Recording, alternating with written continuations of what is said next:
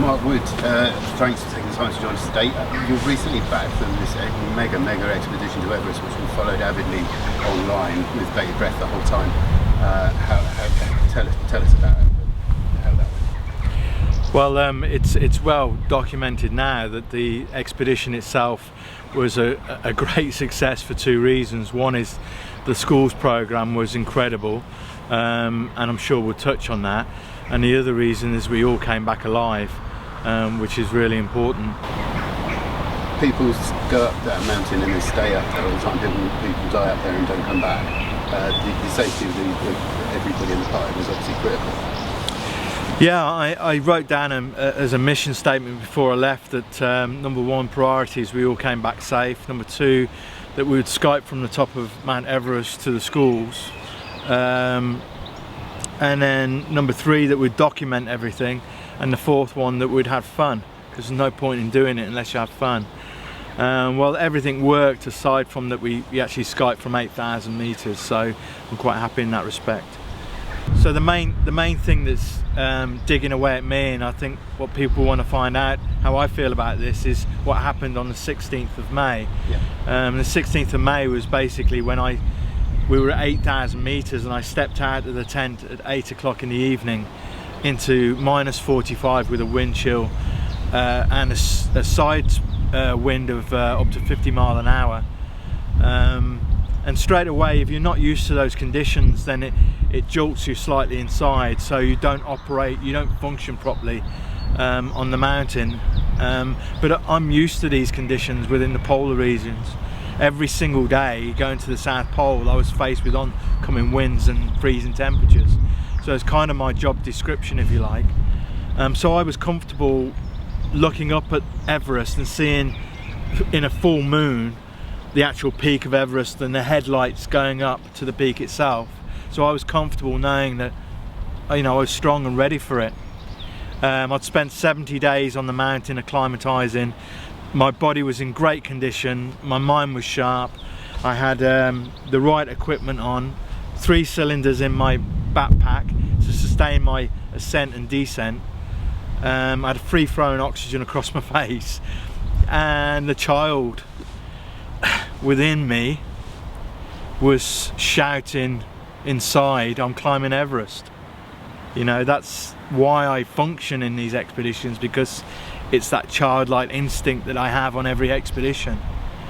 So I was ready. I was in the zone, and I had 2 great Sherpas with me as well. Singi Lama, who climbed Everest 4 times, and Pemba Sherpa, a Sherpa who's 6'2", which is unusual, very, very strong. And I was looking at these guys to basically, when I got to the point within the death zone above 7,500, I was looking to them to kind of grab me by the neck and pick me up and say, don't worry, we'll carry you this bit. And I felt confident with that.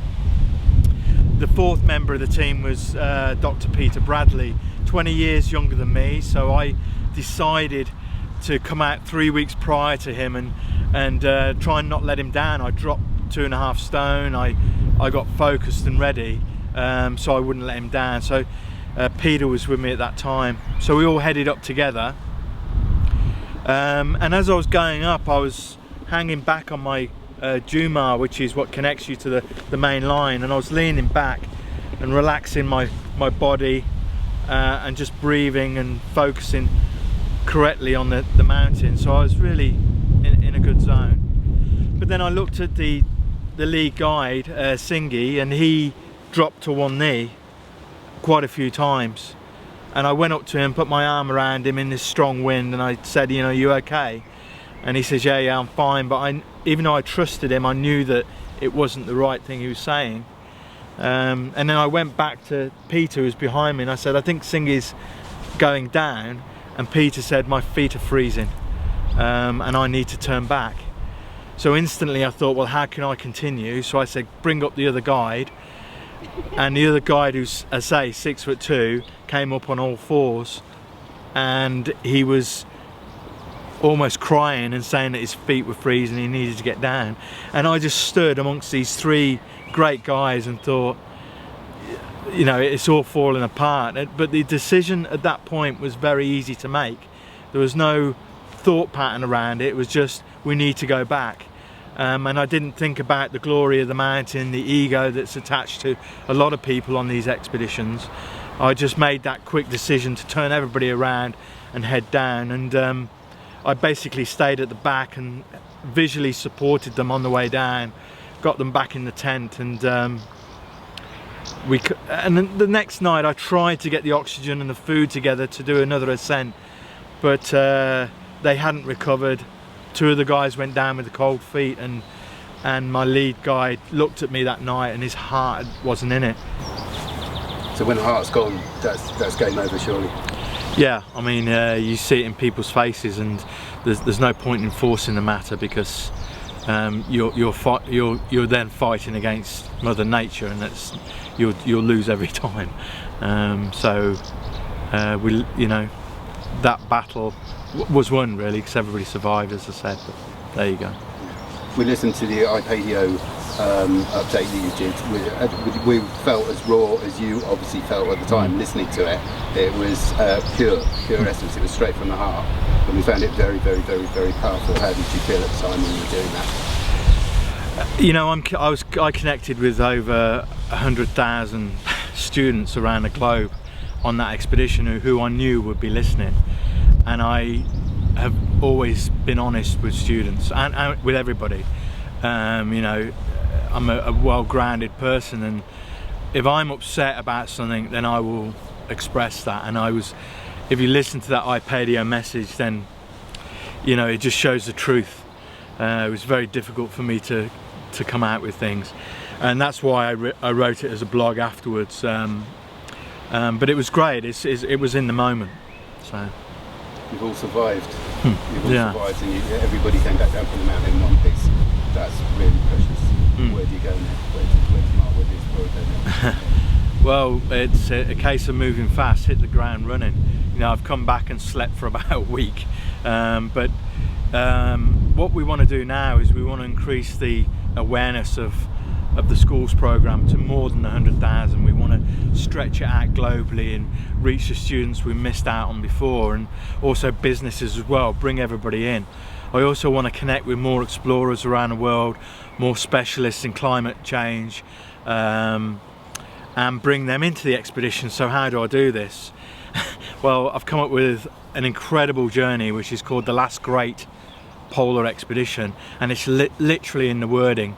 We're going to cross from the Canadian coastline to the geographic North Pole, across unstable sea ice, ever-changing sea ice, and we feel, and it's a bold statement, but we feel it could potentially be one of the last expeditions to cross this historical, incredible part of our planet.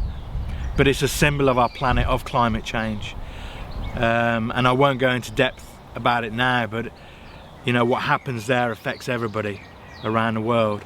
So we want to bring this out, and we also want to cross the ocean and have the whole story narrated in real time directly into classrooms, which again is massively powerful to do, and that's why we think businesses and climate experts want to get involved with this. So the Last Great Polar Expedition will happen in February 2014, and it involves myself and two experts within the British military who have already completed a Scott expedition, an Amundsen expedition to the South Pole. I actually met them at the South Pole, as explorers do. So we're now joining forces, a great team, a great expedition, a brilliant project, and tremendous awareness globally. So I'm really looking forward to it, and that's all I'm going to be doing now. Sounds like plenty to be going on.